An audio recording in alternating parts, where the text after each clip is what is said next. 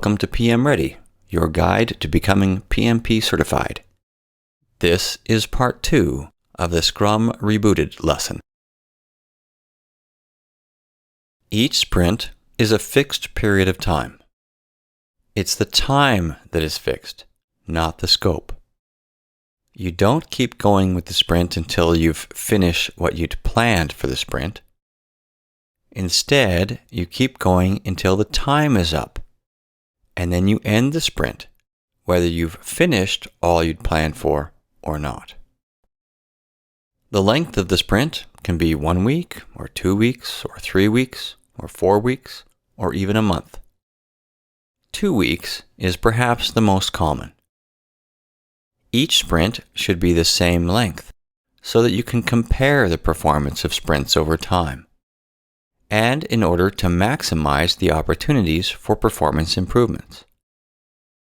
As the team gets used to this regular pattern, they'll get better at estimating how much they can get done in a sprint, and they'll develop ways to be more efficient within that period of time.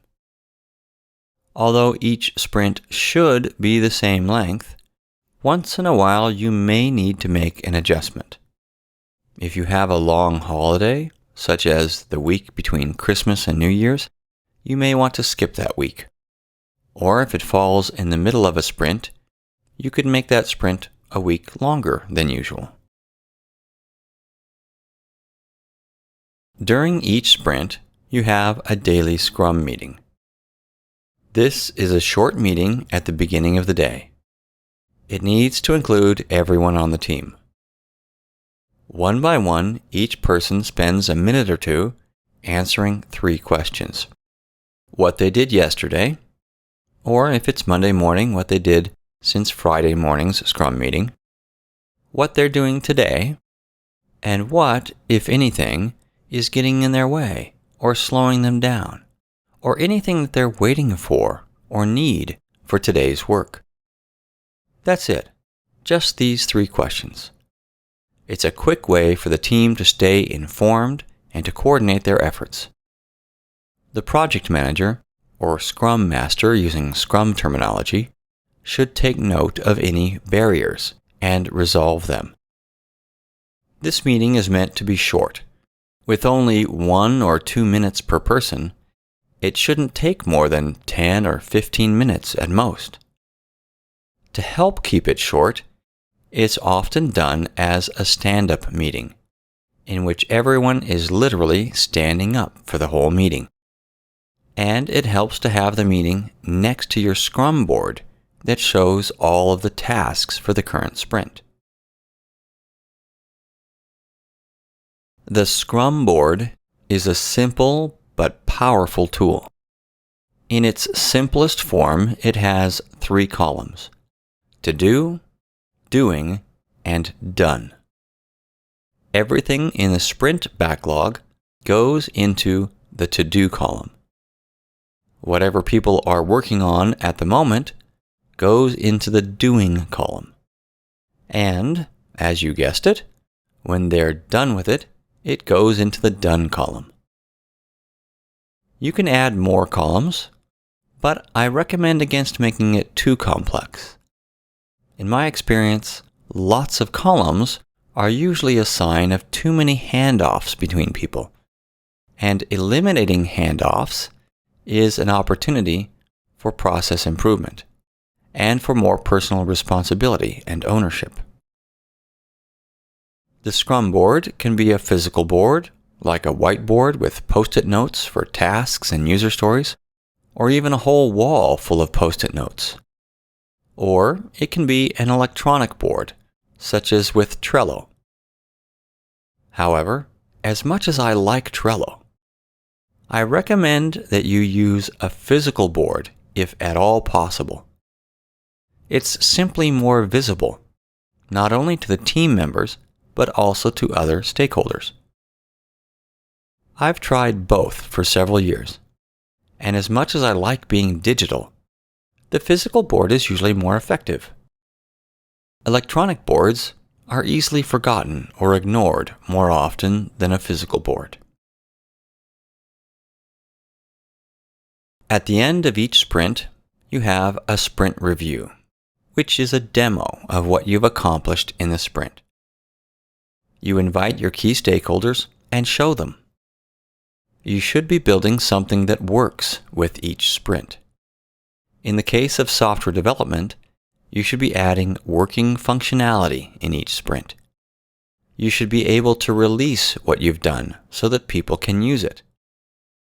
You may or may not choose to release what you've done, but it should work, and it should be something that could be released and would provide something useful. Jeff Sutherland calls this minimum viable product, or MVP. Now, not everyone uses this term in the same way. In this context, it's not referring to a minimal product that could be sold. Instead, it's referring to the idea that it does something. It may be a very tiny something, but it is something of value, and it works. For example, you may be building an e-commerce site, and in an early sprint, you create a home page with the company logo, banner images, and a footer, but nothing in the middle of the page, no products yet. You're nowhere near done with the site, but you have developed something that works, something that you can show the key stakeholders, something that they could go to and see on their own computers, and most importantly, something that they can give you real feedback on. This is your opportunity to learn whether you're perfectly on target or if there are some changes that need to be made. There may have been a gap in understanding that no amount of documentation could fix, but which is easily identified with a demo. And once the stakeholders see it and can interact with it, they may come up with new ideas that add value to the product. Rather than resisting such changes, Scrum embraces them as opportunities to build something even better. Of course, you'll need to prioritize these ideas. Some you'll want to do right away, while others are nice-to-haves that go lower on the rank-ordered list of items in the product backlog. This sprint review or demo is an essential ingredient in Scrum that captures the essence of the Agile principle of valuing working software over exhaustive documentation. Why? Because it's simply more efficient and effective to learn what the customer really needs and wants by frequently providing little bits of additional functionality and getting their feedback on it, than it is to try and put all of this into a requirements document up front before you start building anything. The sprint retrospective is the key to improving the team's performance, to getting faster and better. This is a meeting with the project team in which you address these 3 questions. What went well in this last sprint? What didn't go so well? And what can we do to improve? This includes not only what the team itself can do, it also includes identifying barriers that come from outside the team. The project manager, or Scrum Master, is responsible for escalating these issues and seeking to remove or change these external factors that negatively affect the team's performance. And just as you have both negative and positive risks, you should look not only for things that negatively affect the team, but also for opportunities that could positively affect the team. What could be changed that would help the team be even more productive? In particular, take a look at processes that are time-consuming, risky, or painful, such as releasing software. You may think that this is inherently difficult and that there's no way around that. However, some companies have successfully broken the release barrier and reached a state of continuous delivery, It can be done, and it may well be worth the effort for you to move your team in this direction. Removing impediments and enhancing opportunities can make your team 4 times more productive. Velocity is how Scrum measures team performance. You measure the velocity of each sprint by adding up the story points completed in each sprint. Each task or user story has an estimate that is measured in points. It can be the Fibonacci numbers, or it could be the t-shirt sizes with some numbers assigned. If you think that each t-shirt size is about twice the size of the one before it, then you could use the numbers 1, 2, 4, 8, and 16. Whatever numbering scheme you use, those are the numbers that you assign to each item in the backlog, and that you use to add up how much was completed in each sprint. That's your team's velocity. With sprint retrospectives and continual process improvement, your team velocity should increase over time. If in your first sprint, the team completes 20 points of work, that's a velocity of 20. You may be able to improve that to 25 points in the next sprint, and to 30 in the one after that.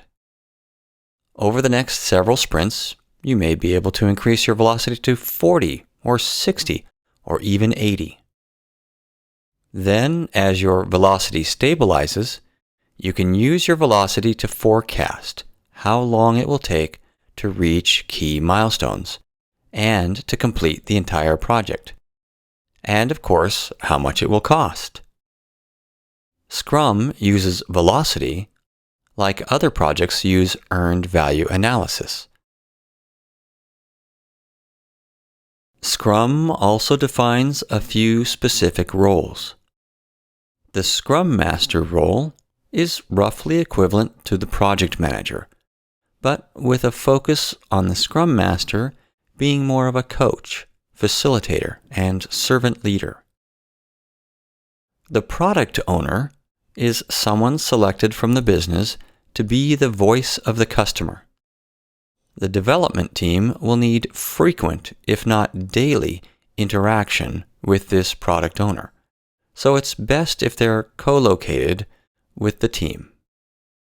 So it's best if they're co-located with the product team. The development team is that part of the project team that's working on the various tasks or user stories in the sprint and product backlogs. They should be experienced and capable people. This team is self-organizing in that they select the work off the top of the product backlog and determine among themselves who should do which tasks, what tools and techniques to use, and so on. The development team should consist of between 3 and 9 members. Less than 3, and you lose some of the benefits of the interaction of a team. More than about 9, and your team's productivity actually decreases. You may be wondering how to use Scrum on anything but a small team of people. How do you use it on larger teams working on larger projects? I have 2 answers for you. First, your team may be larger than it needs to be. In the case study for the FBI system, they went from a team of 220 contract employees when using the waterfall approach to just 40 when using a Scrum approach. Second, you can scale Scrum to larger projects by organizing several small Scrum teams to work on the same product. Spotify is an example. They have a large software system that requires much more than a single small team can keep up with. They're organized into Scrum teams, and each team has responsibility for a certain part of the product. They did have to re-architect their product to be more modular so that multiple teams can independently develop and release their work, but by doing so, they've been able to scale Agile to several teams, totaling over 100 people. Although these teams are rather independent, Spotify has organized them into not only project teams, but also functional groups and guilds or special interest groups, so that people on different teams collaborate with each other and share what they've learned with each other. Each team can choose their own tools and techniques, but they learn from each other, so they tend to adopt the same or similar ways of doing things. For them, this has proved a good balance between autonomy, which encourages creativity, and control, which brings efficiency. If Scrum is so great, then why does it not always work? Why do some people try it and then give up on it and go back to more of a waterfall approach? For two reasons. First, they don't apply it properly. They follow some of the mechanics of Scrum, such as having a Scrum Board and daily stand-ups, but they don't have a good rank-ordered product backlog with user stories that have all the details of what's required for each user story to be considered done.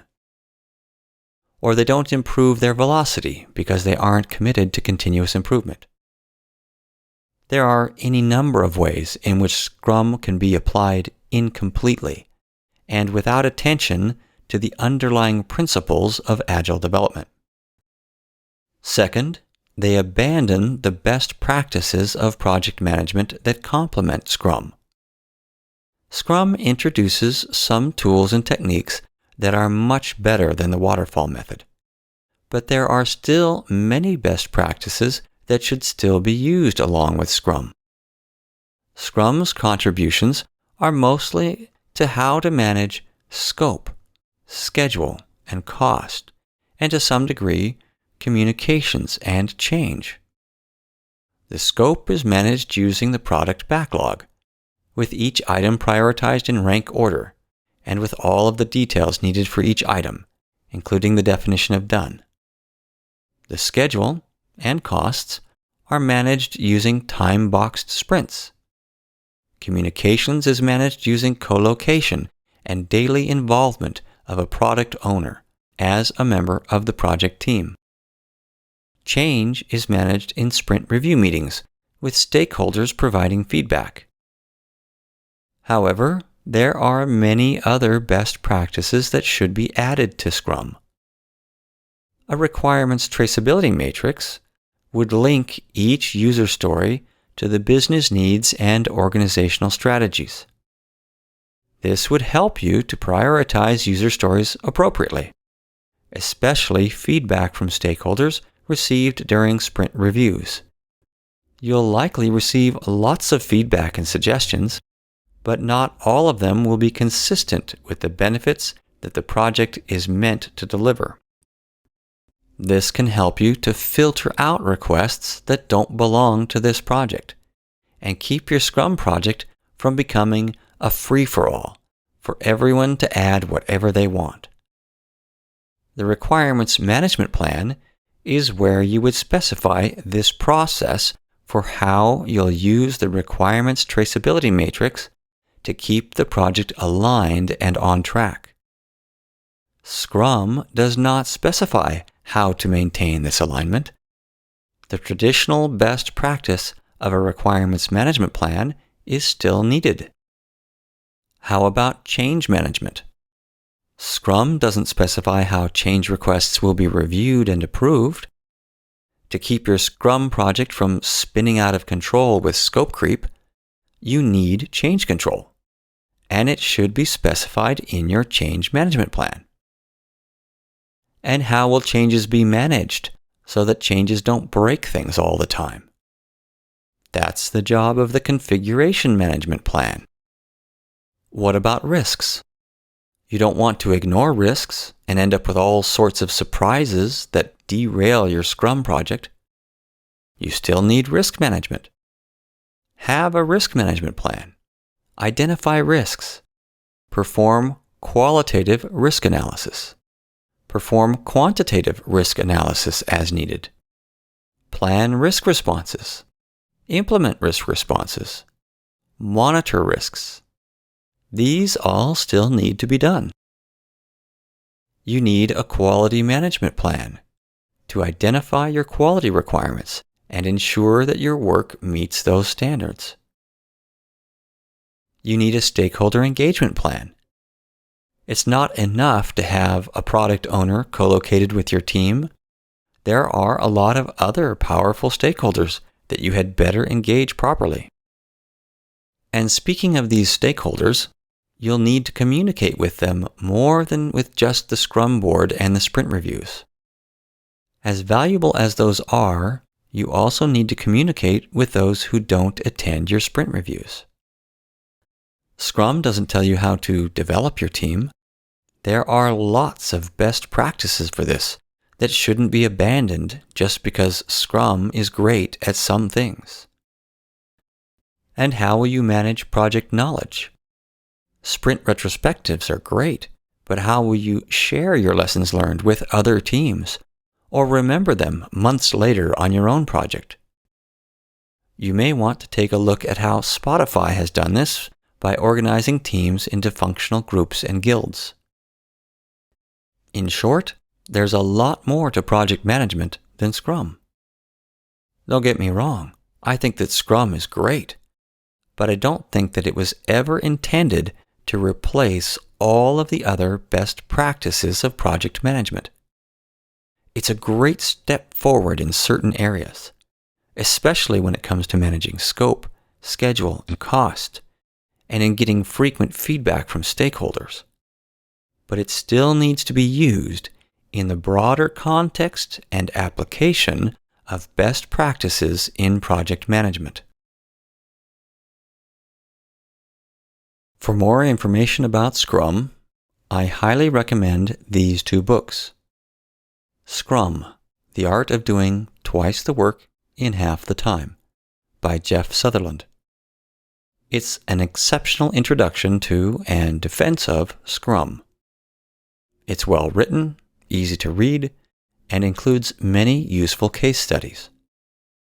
I recommend it for anyone who would benefit from learning the value of Scrum, and that it can be applied to just about any type of project.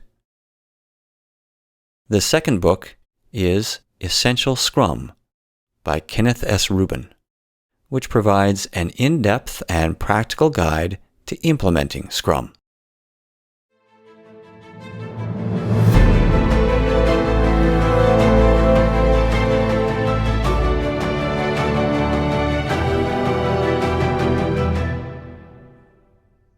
PM Ready is a publication of PM Guaranteed and is based on the Project Management Institute's PMBOK guide.